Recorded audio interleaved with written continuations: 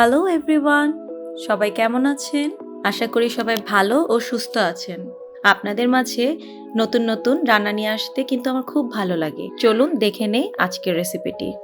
প্রথমে একটি কড়াইয়ে সয়াবিন তেল দিয়ে নিয়েছি, সাথে গুলিয়ে রাখা 3টে ডিম নিয়ে এর সাথে পরিমাণ মতো লবণ, হালকা গুঁড়া মরিচ নিয়ে আমি ভেজে নেব।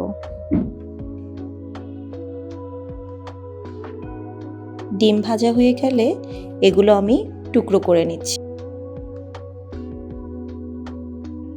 ডিমগুলো উঠিয়ে নিয়ে আবার অল্প পরিমাণ তেল দিয়ে ডিম ছেড়ে দিচ্ছি। এবার আমি ডিমগুলো পোস্ট করে নেব। ডিম পোস্ট করা হয়ে গেলে আমি কিছু বেগুন কেটে নিয়েছি। বেগুনের সাথে লবণ দিয়ে নিলাম, হালকা পরিমাণ হলুদ দিয়ে বেগুনগুলো মেখে নিচ্ছি। আরও কিছু পরিমাণ সয়াবিন তেল ঢেলে নিলাম। তেল গরম হয়ে আসলে বেগুনগুলো ভাজার জন্য কড়াইতে ছেড়ে দিব।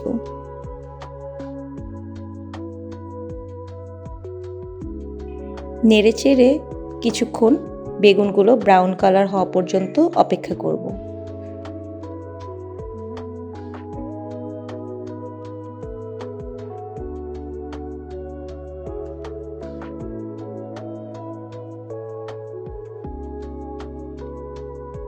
বেগুনগুলো ভাজা হয়ে গেলে বেগুনগুলো উঠিয়ে নিয়ে আমি আরেকটু পরিমাণ তেল দিয়ে এর সাথে কুচি করে রাখা পেঁয়াজ দিয়ে নিচ্ছি। পেঁয়াজ ভেজে একটু ব্রাউন কালার হয়ে গেলে আমি এর সাথে গুলিয়ে রাখা মশলা দিয়ে নেব। এই মশলার সাথে আমি অ্যাড করেছি পরিমাণ মতো আদা বাটা, রসুন বাটা, গুঁড়ো মরিচ, হলুদ গুঁড়া এবং স্বাদ মতো লবণ।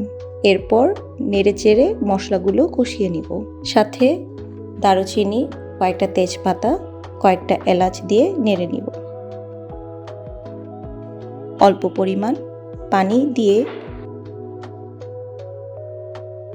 কয়েক টুকরো টমেটো দিয়ে নেব।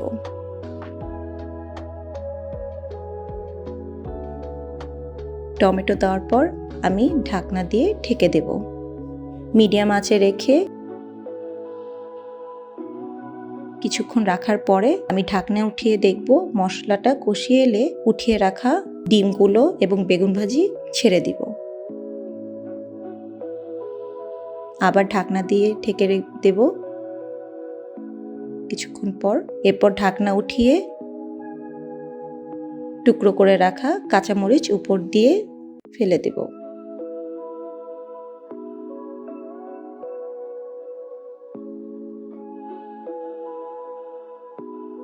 কিছুক্ষণ অপেক্ষা করার পর ঢাকনা উঠিয়ে এর সাথে আমি কুচি করে রাখা ধনিয়া পাতা ছিটিয়ে দিলাম।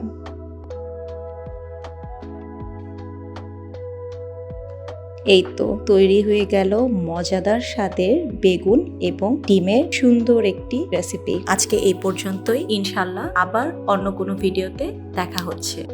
ততদিন ভালো থাকুন, সুস্থ থাকুন। আল্লাহ হাফেজ।